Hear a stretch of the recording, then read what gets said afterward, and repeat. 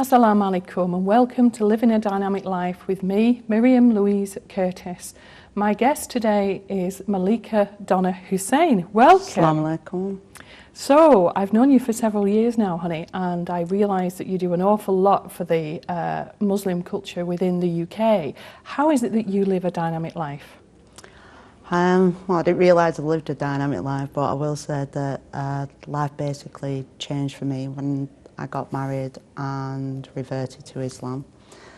I've got 8 children. They're also Muslims. Unfortunately, my husband passed away 4 years ago. And since then, I've been working in community and in and amongst different faiths, trying to not just promote Islam, but promote faith as a whole for better health and well-being, really, because I think it's my faith that got me through my husband passing away. Mm-hmm. So I met you, I think it was maybe 4.5, 5 years ago on Radio Lancashire. We were on Sally Naden's panel, and you were making people aware, obviously through the medium of Radio Lancashire then, Yeah. which I was very impressed at. And I found it amazing because obviously at that time you recognised the Sufi in me, and you know, everything's about timing, isn't it? Maybe if I'd have listened more, had I been in the right space at the right time. But we've had a friendship for a few years, and obviously I was lucky enough to know you, and I was lucky enough to meet your husband. But that was a very, very, very sad time because he was a 1 in a million, wasn't he? Yeah, he was. Bless him. But he was here for the time he was, and maybe, you know, he's in a good place right now. I hope he is, you know. May Allah look after him.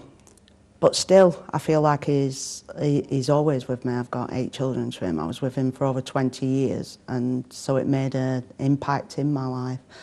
And no matter what the future holds, I will always hold that really dear to me.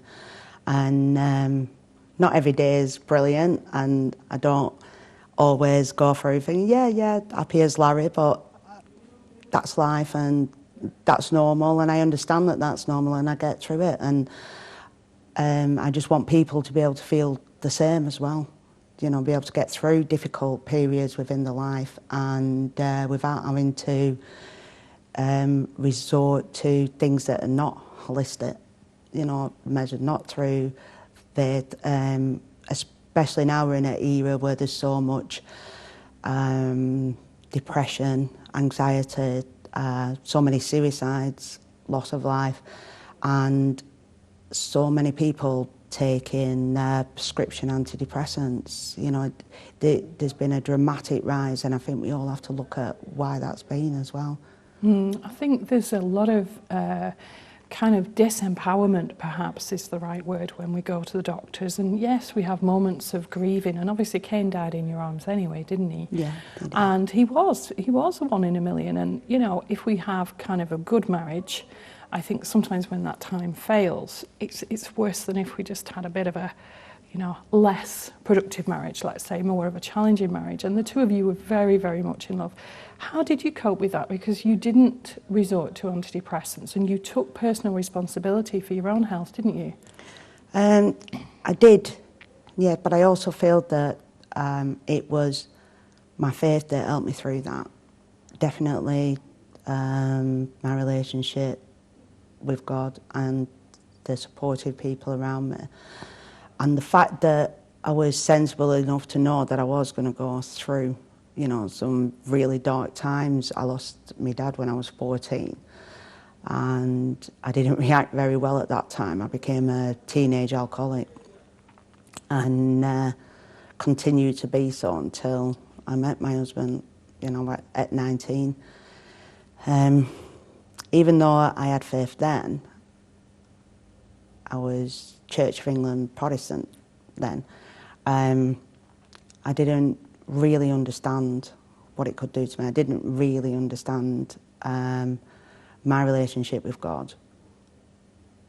I didn't understand, looking back, anything about God, even though we thought we did. Went to church on a Sunday, did the things, that you do and you think that'll get you through, but obviously it didn't, and I just ran away from facing it and used alcohol to do that, you know, which just didn't help with other things in my life. I was working still, I was trying to maintain close family relationships as well as outside friend relationships, but using alcohol as a way to get me through that. Mm. So what would you say to anybody now? Because obviously you said that, you know, you took to alcohol at 14 and you met Kane at 19. So obviously there's 5 years there. And I think for any teenager growing up, that's a very, very vulnerable time. And obviously with you losing your dad, you know, it's a very, very challenging time. And it's understandable because we do need to sometimes, or people think they do, you know, need to maybe look for something else or look for distraction, and obviously alcohol is a coping mechanism. What would you say to anybody now who is being challenged with life, if you could perhaps have, as we all would like, hindsight and wisdom, because we're all learning, every single day is a journey through life, isn't it? But what would you advise any teenagers maybe, or young adults, or anybody actually watching the show today who maybe feels that alcohol is the answer? Well, at the moment, I'm working on interfaith, and I think that's going to get bigger and stronger, hopefully over the next few years. And I think anybody now, it doesn't matter what faith they're of, whether they're of faith or of no faith, I think that is the first place they need to start looking. I think what puts a lot of people off is the fact that they'll be expected to perform certain rituals, and do things they're not quite comfortable with. But as part of setting up the interfaith forums that we have, we've just set up one in Chorley with the Reverend Martin Cox. I'm on the board of the Lancashire Forum of Faiths. Andrew Pratt is the chair of that. And one of the things we are looking to is just open dialogue between people of all different faiths, just to concentrate on the similarities and to say, you know, it's okay. You know, Britain is multicultural and multi-faith, and as a whole, as a society, to be able to progress, we need to accept that and acknowledging it. And I'm not saying everybody has to, you know, welcome with open arms everybody of different faiths, but having an understanding and a tolerance of other people and what they believe in, it helps us to understand who we are and where we come from as well. So anybody who is going through like dark, bad times now, I would certainly advise them to look at faith as a whole, you know, and look at their relationship with God. Because there's all different religions that can take you there, but that is the ultimate thing, you know, that is what I believe. And I think that I would love to see schools promote that as well, because although they're promoting different religions and briefly going through the various types of religions that there are, they're not focusing on the primary source of religion, which is ultimately God, the relationship with the Creator. And I think by focusing on the secondary all the time, there's not that ultimate understanding of what any religion can actually do for you. People tend to see it as ritual. Yeah, and I think it's our personal relationship with God, Yeah. Allah, Source, the Divine Spirit. And just to kind of throw the question at you, obviously between those years of being 14 and 19, before you met Kane, because obviously that's how you became Islamic, do you think, had you had the knowledge and the wisdom of the Sufi, of the Islamic, would that have changed anything, do you think? I think it would, because at the time I wasn't overly religious. Mum and Dad didn't go to church just for christenings, funerals, you know, weddings. But I actually chose to go there on a Sunday, and I was also at the church youth club as well. And because I was like quite loud and talkative, I was asked to do the readings sometimes on a Sunday, which I enjoyed doing. But I think from that perspective, they couldn't really answer the questions, because it hurt a lot, because out of everybody in my life that was around me at that time, I loved my dad the most. And it was like, you know, why have you took the thing that's dearest to me? There were so many other people that could die. You know, that, it sounds selfish, but that was the sort of things I was thinking at the time. But and that's a natural process yeah, of of course, grieving anyway, yeah. isn't it? When One I of look the back natural now, ones is that was anger. natural. Yeah, and death is a natural process. It is. And we're not guaranteed anybody's age that they die, but it happens to us all. And when I did go back to the church, and when I did try and question the vicar at the time and people who were working around him, they couldn't give me any satisfactory answers, which put me off in a way, because I just thought, well, they should have been able to comfort me or tell me, like, well, you're going to feel this is the process, you know, you may start going through, but that's entirely normal, Donna. What I did end up feeling was totally destroyed inside, and that it was an unnatural process. So because I didn't want to talk about it, because I thought, no, I shouldn't be feeling like this, hence the reason I turned to the bottle and just obliterated it, really, and didn't think about it, did whatever else I was doing. But maybe if I've had a bit more spiritual counselling rather than ritual counselling of turning up for church on a Sunday and doing the other things, maybe then it would have been different. I would have understood it more, because that was the whole point. I didn't understand what was happening to me, you know. And I've done that on different occasions. But since I've understood more about Islam and about my relationship with God and about God as a whole, yeah, of course, we only know as much about him as taking a cup of water out of a sea, but just that much is like so empowering as well. And like I said, other things I've been through in my life, like I lost twins. I had to give birth to them, and it was like, why has that happened? You know, I've always like tried to do everything the right way since I got married. And going back to my marriage as well, that was totally full of ups and downs. You know, the first 10 years of my marriage life was trying to differentiate between what I should be doing as a Muslim woman from a religious point of view to what I was being told to do from a cultural point of view. So it took me a long, long time to realise that some of the things I was being told that I should be doing were actual from culture, you know, Asian culture, not from Islamic teachings. So for the first 10 years it was quite up and down, and even though, yeah, I gained some understanding, I didn't gain it as I should have done. Then I started researching the religion myself, because like I said, I was already of a religion, and it was like, I don't think any God would ask anything of us that, you know, we felt we couldn't do or we shouldn't be doing. So when I started researching the religion, started studying it more, it just opened my eyes so much more widely. And what I found in Islam, and it's brilliant for me because I'm so inquisitive and I want to know why everything's happening, what it's there for. And if there's not like a physical evidence of that, then I'll investigate it more until I'm satisfied that, yeah, I've got the right answer. So I wouldn't tell somebody to do something if I hadn't already tried and tested it myself. Or if I did, I would say, you know, this is what I've heard, but I'm not sure whether this is right for you or it will work.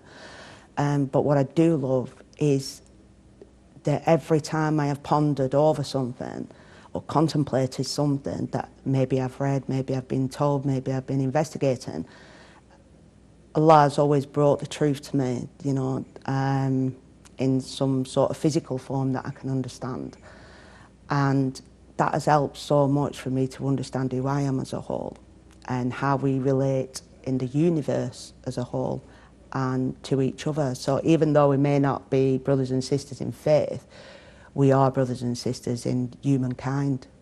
And I think as Muslims, the fact that we have that understanding and the fact that the information is there that tells us that we have a bigger duty to perhaps take care of people more so than the other way around. And we should,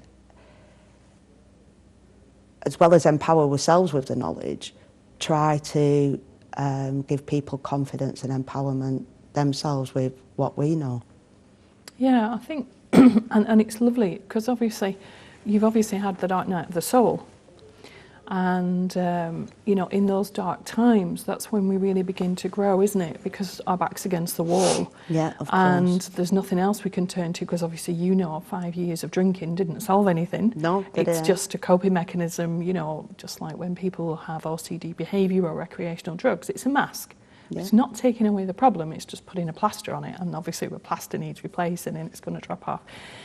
What I really admire about you is that you speak the truth, and you're very much like me, you're a why person. Why is this, why is that? And you know, I totally agree with you. I won't put my money where, you know, my mouth is, unless I believe that what I'm doing is right. And most of us have hindsight, or I would say all of us do. One of the things that I really, really admire about you is the fact that you are dynamic, you are motivated, and maybe, as everything in the universe is already written for us anyway, you know, everything does happen for a reason. But do you think that that's motivated you to do what you do with the faith and to get the message out there? Because you've, you know, out of interest, how many people's lives do you think you've touched in the 15 years since you reverted and before then? You know, there's people coming and going in your house all the time. You've got 8 children who are inspirational, who are empowered, who, you know, they live their own dynamic life as well because they live their own truth. They all get on with one another. I mean, you really are. You're a good mother.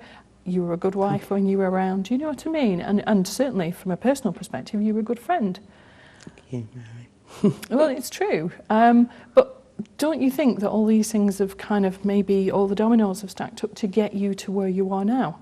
Maybe this is your purpose.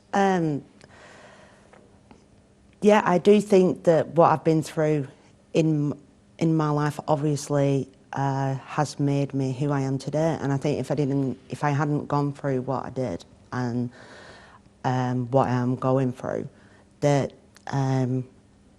I wouldn't be able to do what I do, and I don't think I'd be able to do my job as good as what I do. And I thank God for that every day, you know. And maybe not enough, but I know totally that whatever good I do, it's through His blessings. And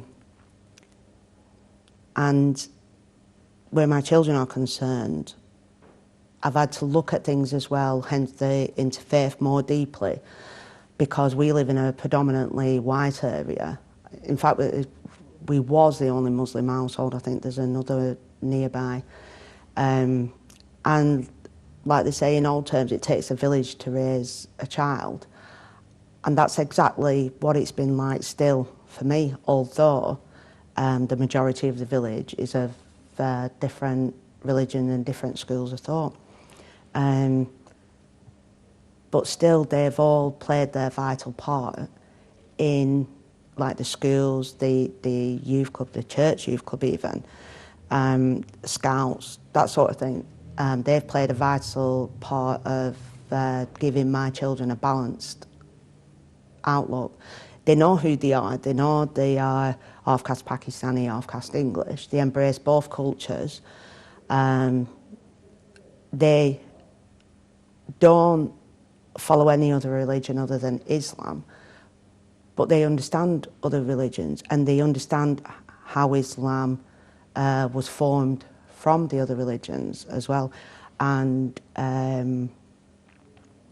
the process that we went through, you know, to become who we are today, and for the Prophet Muhammad sallallahu alaihi wasallam to be born and to teach us, you know, what we know and what was written for him to taught.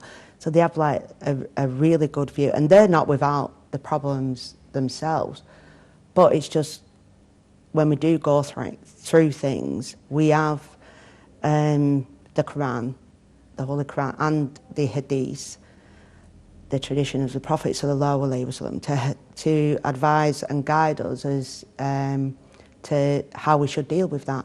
And although they was written like 1500 years ago, they are still apt to today, and they're still workable theories and ideas and ideologies. You know, I still find that I still get comfort from the words of the Prophet sallallahu alaihi wasallam that he wrote all that time ago.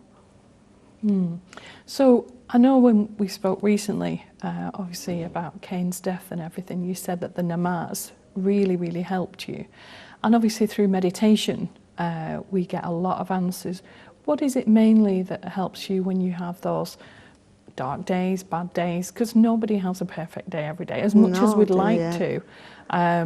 You know, certainly since I've become more aware and living more a heart-centered life and more from the soul and listening to that inner voice and listening more to my intuition, you know, I certainly have less dark days, but I still have them. Yeah, and that is natural as well.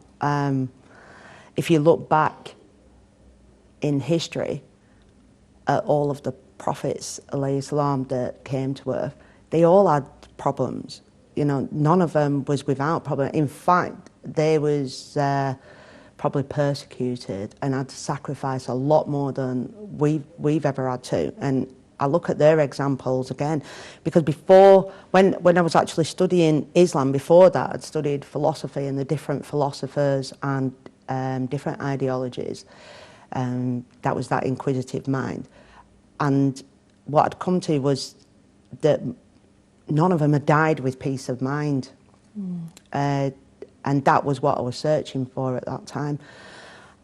And I realised the only ones that did, no matter how traumatic their lives had been, what they'd been through, the Prophet ﷺ always died, you know, in peace, knowing where they were going, knowing what the purpose had been, knowing why they was here. And that was it for me. That was like, well, that's what I want. I know I'm going to go through it. I know I'm going to have to face it. And but eventually, I want to die knowing where there's something else. You know, that what I've gone through all this time has been for a purpose on this journey, for the ultimate of the hereafter. You know, so it's even though we live our lives here, the ultimate is preparing, you know, for the afterlife, because this is only a temporary. Yeah, do you think there's a need, I'm just aware we're coming up to the break, so we've got a couple of minutes left, but do you think there is a need for us to talk about death in society? Because obviously, certainly in my culture, previously being brought up as a Catholic, and a lot of the religious teachings, we don't talk about death. We have antenatal care, pregnancy care, you know, we go and get health checks in the menopause and all this kind of thing, you know, men's health clinics. Nobody talks about death. It's the, don't talk about that subject. And maybe it's a British thing as well, oh darling, you know, we don't talk about that. But maybe if that's okay, maybe we could discuss that after the break. Yes, of course. Wonderful. So I hope you've enjoyed living a dynamic life, and I look forward to seeing you in the other half, where we'll discuss many other attributes of this special lady here. Thank you, Donna. The fact that I've had to get my head around being responsible for me and 8 children is, it would have just blown my brain away if I didn't know that Allah must have a plan. You know, it's just that I can't see it right now. And that is a comfort to me, knowing that my life is already predestined. So if people are using antidepressants, I would suggest a slow, you know, withdrawal from them, rather than take them for 6 weeks and suddenly don't take them.